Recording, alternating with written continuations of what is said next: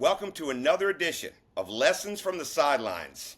And he really doesn't need an introduction, but I'm going to give him one. And we're just going to call him the GOAT or the legend. He is the patriarch of the Harbaugh family, the father of John, Jim, Joni, the husband of Jackie, and the grandfather of so many. And to me, he is my father in law and just like a father to me. It is incredible to have an opportunity to talk to one of the greatest that I've ever seen walk the sidelines, and Wow. that's Coach Jack Harbaugh. So, Thank welcome, you so Coach, much.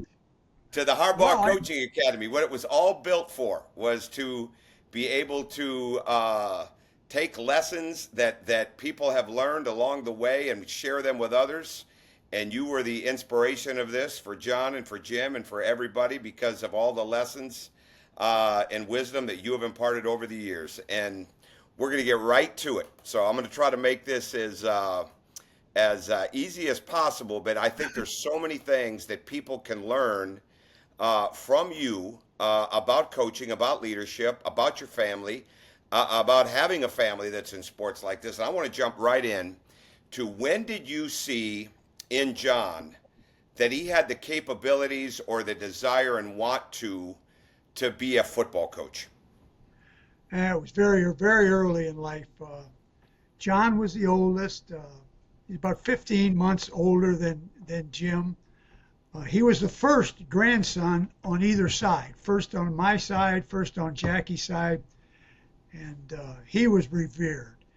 My mom and dad would come to visit, and his tail would never hit the ground. I mean, he was being passed around the room, and Jackie's parents came, and again being passed around. And he was so kind, and then competitive. I mean, very young, competitive. And then when Jim came along, the competition just took a new height. The two of them, and John was so good because he always included Jim when beginning to walk. He included Jim with his friends and playing with his friends and competing at that level, and it brought it out on John as well. But one story I can tell is it came along a little bit later. John was, I think, a junior at Pioneer High School, and he was a defensive back, and he was doing a fantastic job. They were playing one of the top teams in the state of Michigan at the time. We were in Ann Arbor. He was the right corner, if I remember, and they put a tough receiver on him, and the receiver would run an out route, and John was all over him. They would run a curl route. John was all over him, and Jim was up in the stands with me, and I think it might have been Jim that said something to me. He said, "Dad, he's jumping that out route. He's jumping that curl route. I'm afraid they're about ready to run an out and up on him." I said, "Well, get going, get going." So he's down the stands, he's sprinting, he goes right up to the railing. "John, the up and out, the up and out." Sure enough, the very next play was an up and out. John was all over him. So after the game was over, we're talking about it after the game, and Jim might have mentioned, "Boy, thank goodness that I called that out and up on you." And John said, "Hey, I was just setting him up. I was just setting him up. I was ready for that and had it covered." So if there's a story that could explain the two of them and how they worked with each other and took care of each other, that would be one of those great stories. You know, Jim's competitiveness is legendary. I think everybody knows that. They see it. And a lot of people obviously remember the player in college, in the NFL. People see the coach. When did you first see that not that he wanted to coach, because they grew up in a coaching family, but when did you see in Jim that he had the ability, the temperament, the mindset that he could really be a successful coach? It never really came to a point where you thought about that. And in the progression of starting out, when they tried out for a Pop Warner football team, the only thing you thought is, just please, dear God, let them belong. Let them, feel comfortable out there. Let them make the team. And then they went on to junior high school, and then they went on to high school, and the same thing. Just please give them the confidence and the playing ability to make the team, to be part of a team, and do some good things for the team. And then off to college with John to Miami, and then Jim off to college at the University of Michigan. It was always the same thing. It was never that you experienced anything greater than what they were attempting to accomplish at that particular time, and thankful that they were able to do it. And so when that question is asked, when did you see competitiveness? You really never recognize it as such. You just applauded and thanked the good Lord that they had the ability to compete. They were good teammates. They wanted to be the very best players that they could, and it just progressed to where we are today. What's your mindset like, and what advice would you give to parents when they are watching their kids perform, either in sports or, in the case of you guys, watching two people coach at the highest level of football possible? What's it like for you preparing to do that? It's an interesting thing because when I grew up in a little town of Crestline, Ohio, born in 1939, the war, and when I was young, I remember a little bit about that, Korean War and all that. My parents were so busy that they never got involved. My mom may have seen maybe one high school, and we were a block away from the stadium. We lived a block away from our high school stadium. My mom she would come maybe to a game. My dad, he would sit at home and listen. I mean, he could hear the crowd, but he didn't really come to the game. And he would come back and he said, "So, well, I hear you won," and no advice, no. But I knew he cared. I knew he loved. But they just didn't get involved. And now you look at we go to games and now and watch our grandkids. I mean, parents are there and they're sitting in chairs, and every pitch is, they can't catch their breath, and every good thing, I mean, they're celebrating. I mean, they're so involved.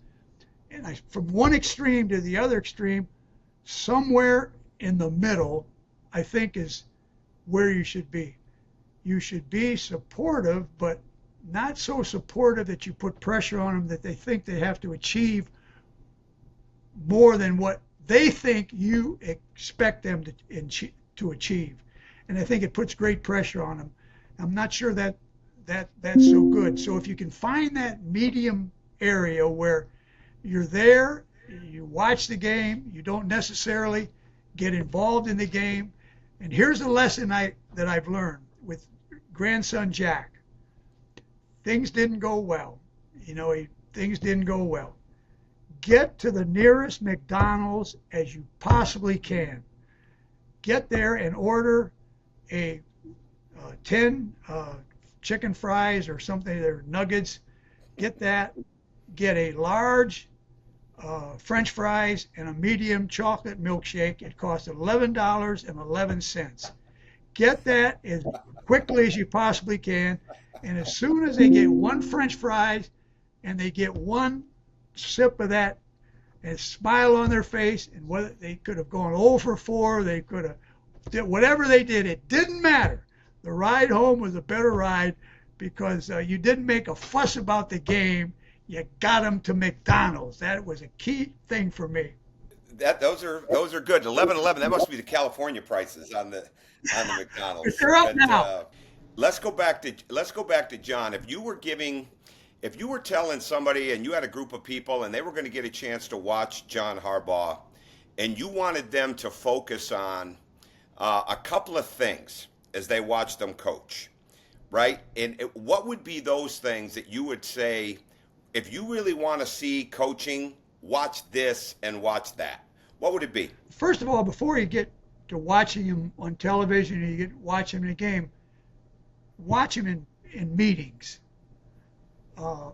We have an opportunity to sit in on our meetings during the week, and we have a chance to sit in their meetings the night before a football game, and how he relates to his team.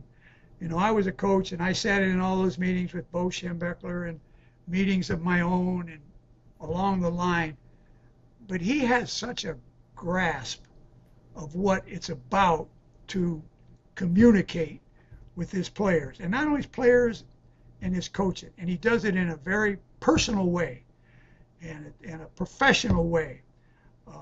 He works hard in preparation to be ready for that particular meeting. He just doesn't come in and pound the table and give them a win one for the Gipper or any kind of a pep talk you think you can give them in 2 or 3 minutes that's going to make them ready to play. It's a process that started on the day after the last game, where you stand before your team and you give them a message for that week. What happens has to happen on that day in preparation for what's going to happen 6 days before. He presents that to them on Monday.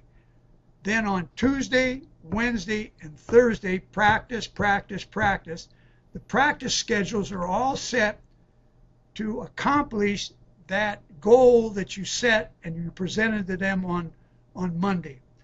And then on the night before the game, you have a meeting, you have a running game meeting, and then you have a special teams meeting, then you have an offensive and defensive meeting that's taking place at the same time. And you know where John is? John's in the room of all those meetings that he possibly can be in. Sometimes can't be in 2 rooms at the same time, so he'll switch them up from week to week. So he sits in there with the coach that's making the presentation for his particular side of the ball. Then he's taking notes. Mm-hmm. And the With players a have notebook, with a regular notebook, right? With in a a regular regular notebook.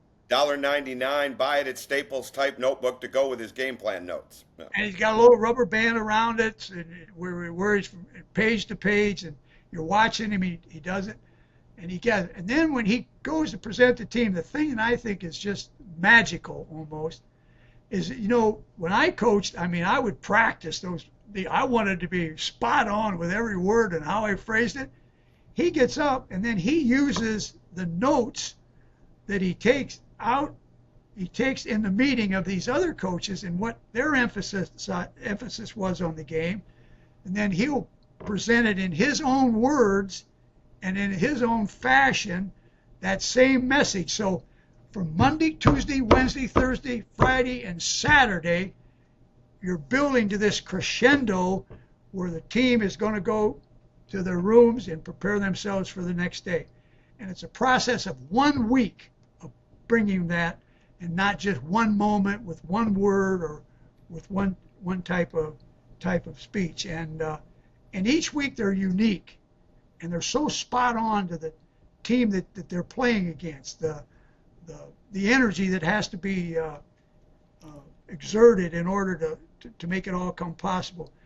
The point I'm trying to make is that he is very, very, very, very intelligent. He's very, very bright. He's very sensitive to how the players feel and how the coaches feel, and wants to put them in the very, very best position to be relaxed and to go out and do all the things that they did during the week and accomplish victory. Let me ask you this, going back to your coaching, because I got a chance to watch this completely. I'm gonna ask 2 questions. If you look back, especially with everything you did in turning that Western Kentucky program around, and all we can say there's Western Kentucky football because of what you did at Western Kentucky. God only knows where that program could be right now. There may not be one. It may have come back and been in Division III. Who knows? They were going to drop the sport. But not only did you save football, and not only did you build that program, you won a national championship. If you could pinpoint a couple key things that you look back, especially at your time at Western Kentucky, to say, these were the cornerstones of what we did, I think that's great advice for coaches to be able to look at, that the more things change, the more they stay the same. And that was 20 plus years ago, but so many of the things to me are still so relevant today. And a lot of things they're missing today. But I'd like to see, your answer, not my answer, on what you think those cornerstones were of your program.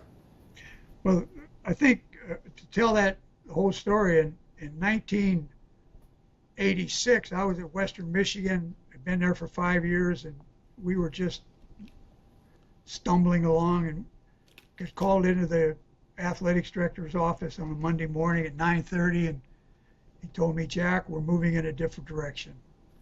To which I said, which direction are we moving? To which he added that I'm moving in this direction and you're moving in this direction, which meant I didn't have a job. And I was stunned. I mean, totally stunned. Went home and told Jackie that we didn't have jobs anymore, and she rolled out of a list of about 20 things that needed to be done around the house, and so we were headed in that direction. And so I went the next 2 years. I was at the University of Pittsburgh, and it was I was an assistant head coach, and I was in a recovery mode. I mean, for 2 years it took me to just be able to gather myself to where I was standing upright and was ready for the next challenge. Western Kentucky called and went down for an interview. This is a great story. Went down for an interview. 1 week later, they called me and told me I was the new coach at Western Kentucky, and they were going to have a press conference. And went to the press conference. Went to a basketball game. They introduced me. I was all excited, and I'm back. And Jackie and I went out to a restaurant, Old Charlie's, I think it was, on the bypass there in Bowling Green, Kentucky, and we're sitting and there's a television set in the place where everybody's eating, and Gene Burke, he's still there. He's the sports director for the television station down there today, and he comes on at the 6 o'clock news and said, ladies and gentlemen, they've just hired a football coach here at Western Kentucky, and I'll be back in 60 seconds to tell you all about him. And they went to a commercial, and I'm sitting to Jackie, and I'm kind of filled with myself at the time, being a head coach again. And I said, Jackie, in any minute now, they're going to flash our picture up there that we're the new coaches. And these people are going to immediately recognize us, and, they're going to come over, and they want to congratulate us and welcome us to Bowling Green. So let's be ready. Come on, let's be ready. She gave me the fist up. I'm ready to go.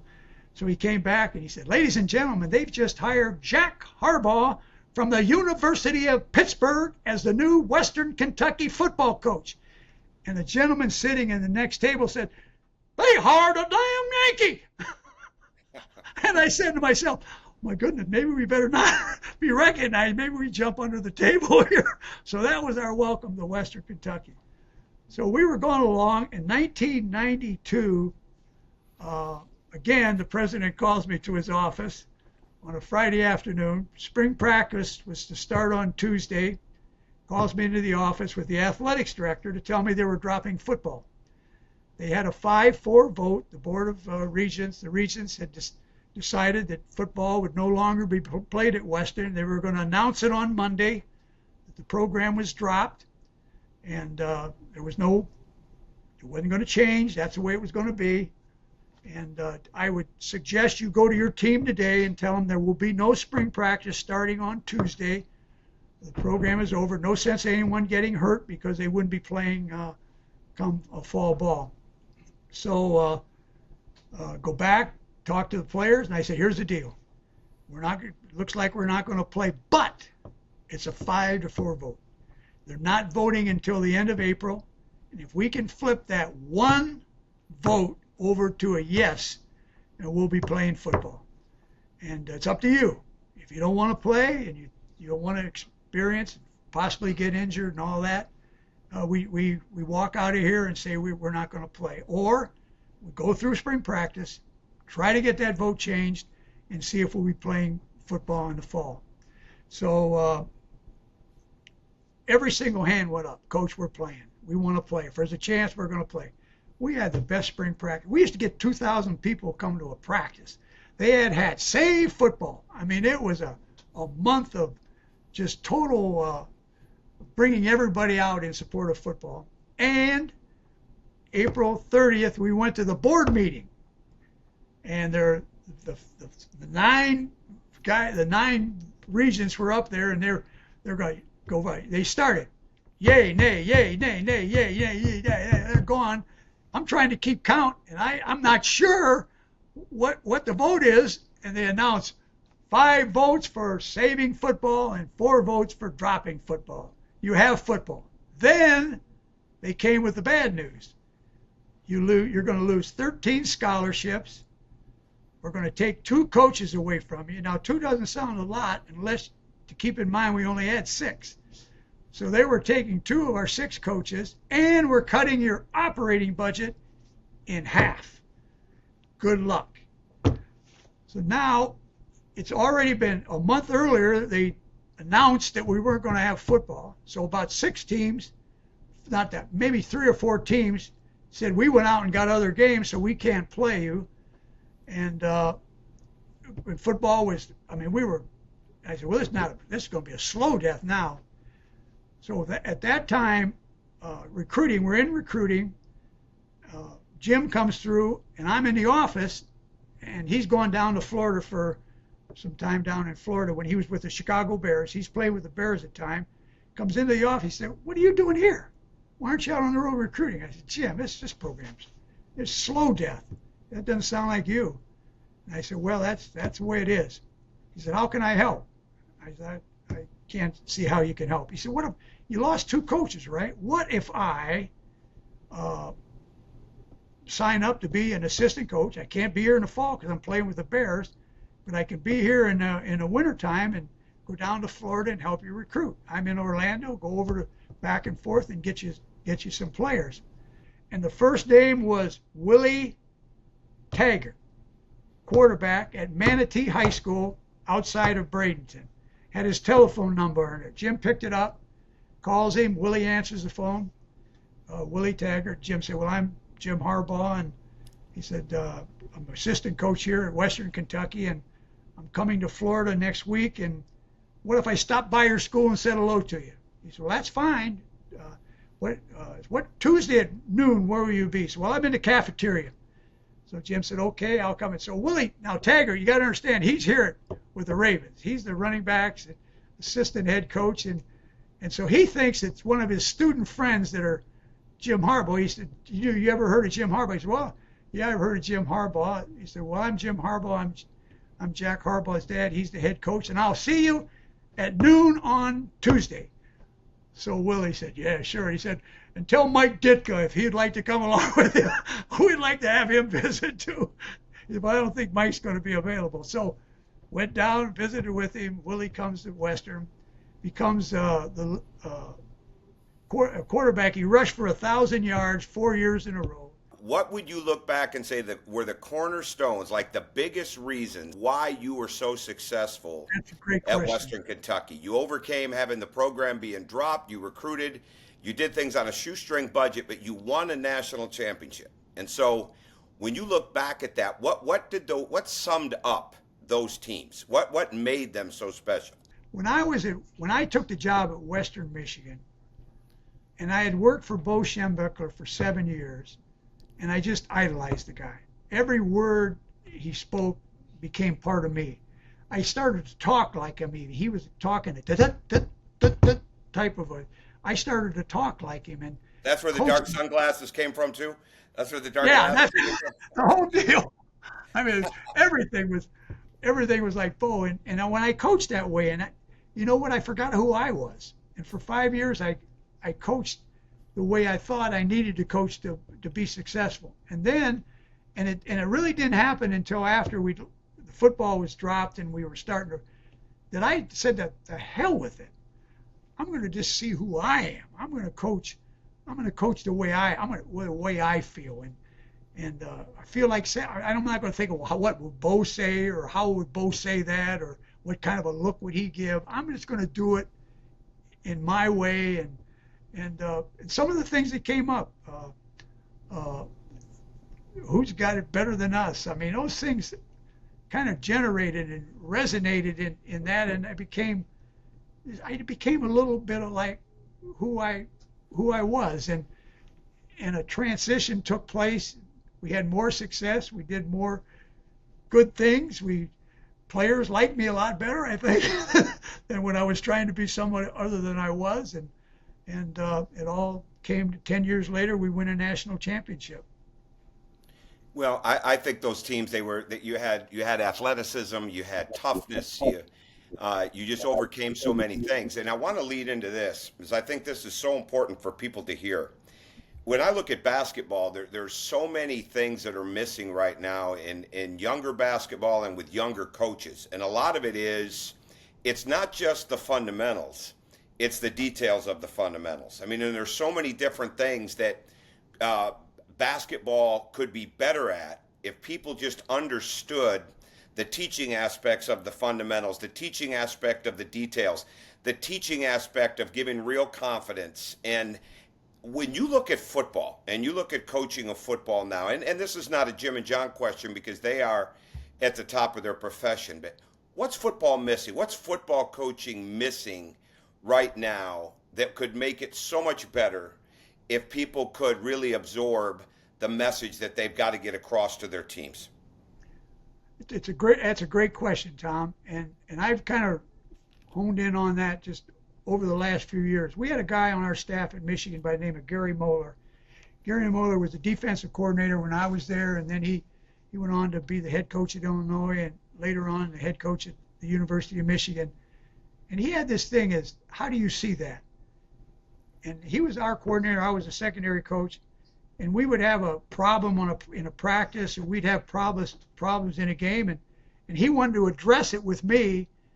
But so many times as a coach, you address it by you inflicting how you see it, and you sometimes you go off, sometimes you misjudge, and that stuck with me. And when I started coaching at Western, I started to use it so much more. If I had a problem with a coach and I wanted to sit down and talk to him, I would say to him, first of all, first thing would be, how do you see that? And that question is so powerful, because when you ask how you see it, they explain to you how they saw it, and how they saw it will give you an idea of how we got to this place, and you would have a way to address it in a sane way that it's not offensive. It's very much taking him into your trust to where he's going to explain it to you. And the conflicts that I had at Western, I inflicted by the way I addressed trying to find out something that was going to make us so much better. Mm-hmm. So that one thing, just asking them how they see it. I mean, a guy could just fumble. He fumbles the ball. What do you go on? You could go off on him, and he's looking at you like, how did you see that? And he could explain something to you that makes sense. If it doesn't, then you can go in a different direction. But find out what was going through his mind when that decision was made or that play was made. Makes a lot of sense. Last couple of questions here that I think will be so good for people to hear. And you've always included your family, and now your family includes you. You're sitting in John's office. You'll be at LA. You've been everywhere we've been. But you and Jackie always included John, Jim, and Joni in your job, whether it was bowl trips. Joni still talks about those trips, whether it was recruiting trips, whether it was practices, whether it was coming home for dinner. What advice would you give to coaches that worry in this day and age, well, I've got to put this amount of time in, or I've got to be here, I've got to be there? What advice would you give people to make sure that they never lose sight of how important it is that they include their family in their work? There's two answers to that question. And number one was when I was in 1957, I was offered a scholarship to Bowling Green State University. No one in my family had ever gone to college. Very few people in our small town of Crestline had ever gone to college. One guy that lived about a half a block from us, Sonny Woods, went to Heidelberg on a football scholarship and was a doctor. And I say him because he's the only one. Here I am at Bowling Green State University. When my mom and dad dropped me off at school, they could have been dropping me in the middle of the Sahara Desert, and I would felt just as comfortable because I'd never been out that far away from home and in that situation where I was all by myself. And Dwight Perry was my coach. There's few people that had such an influence on me, and Dwight Perry was maybe, as far as the coach is concerned, was the greatest influence on my life. He was an interesting guy because he didn't look like a football coach. He looked like a college professor. He had glasses, and he never said what he wanted to say. He never said goodbye when a telephone conversation was over. It was just click. He was done talking, so that was it. If you'd go into his office to talk to him, he would never look you in the eye. He would always look out a window across to where the tennis court was. You'd be answering his questions by looking at the back of his head. He was such a different guy. He had a football class. It was a 3-hour class. The first class I ever attended at Bowling Green was an 8 o'clock class. Dwight Perry was the teacher. There were about 35 people in the class. All the freshman football players were in the class. Some students were in the class. Some other athletes were in the class, and he was teaching the class. And he went like this, fellas, take out a piece of paper and a pencil, because I'm going to give you the first question of the final examination. Write this down, and you are guaranteed to get the first question of the final examination. And I took mine out, and I got my pencil ready to go, and a couple guys didn't get their pencils. Hey, over there, get that pencil and paper out and write this down. There's 3 things. We're going to start with number 3. Number 3, to be a successful coach, to be successful in anything you do in life, you have to have a love and passion for the game you're going to coach. You just don't do it to be having fun or game days or being carried off the field when you win a game. You got to have a love and passion for the game. Ooh, I wrote number 3, love and passion for the game of football. Boom.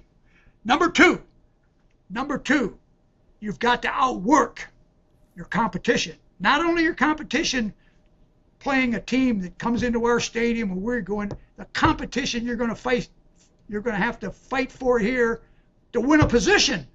You're going to have to beat out somebody in this room. You've got to compete. You've got to outwork them.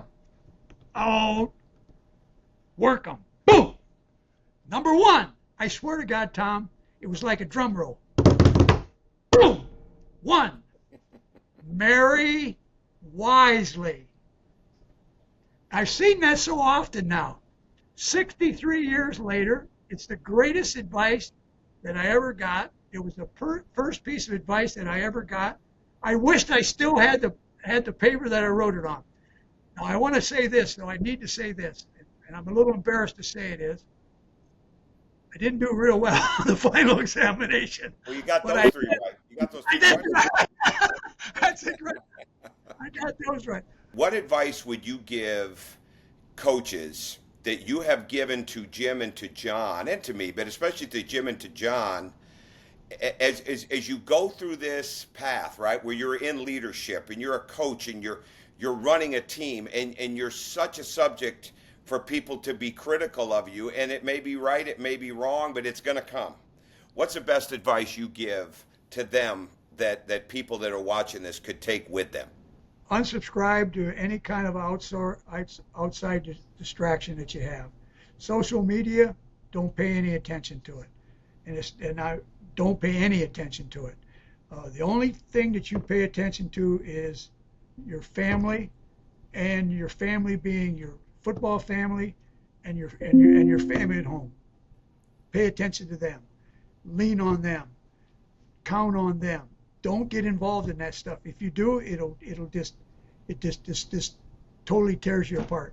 We didn't have those things in my coaching career. We didn't have that. You might get a bad article in the newspaper, or someone might question something you do in the newspaper, but it wasn't as hateful now, and it wasn't so many weren't involved about. There's people that are right on social media and tell you how to coach or tell you what you should have done that wouldn't know a football or a jock strap from the back of their hand. I mean, they have no idea of what this game is all about and what goes into it. And you've got to focus on that and look at it that way.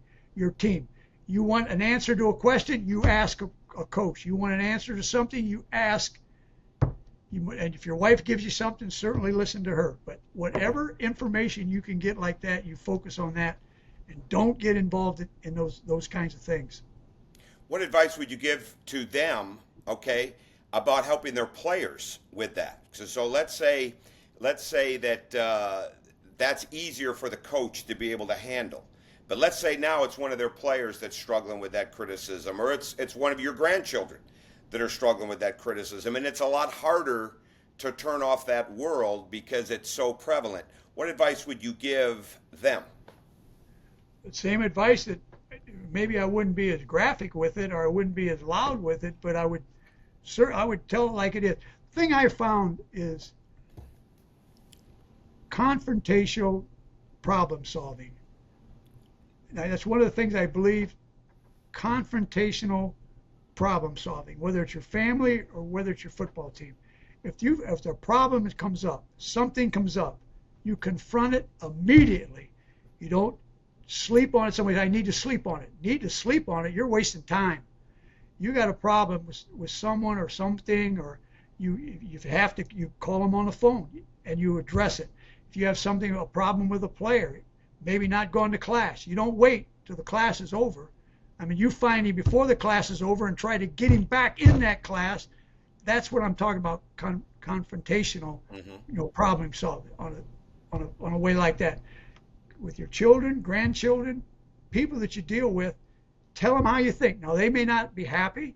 They may not be liked. It may not be easy for you to do, but you get it addressed. If you got a problem with two people, one person is having a problem with another person, when you're the head coach, you bring both of them into your office, you sit across the table from them, and you talk about, tell him what bothers you about what he said. Tell him about how you're going to respond to what he just said to you. Back and forth until that game wears out. Now, here we are, and this is the way that we're going to address it. Confrontationally, you don't put it aside, you don't sleep on it, you don't wait on it, because it just grows and grows and grows until it could be a problem that brings your team down. Now, this has been good, and I think people will learn.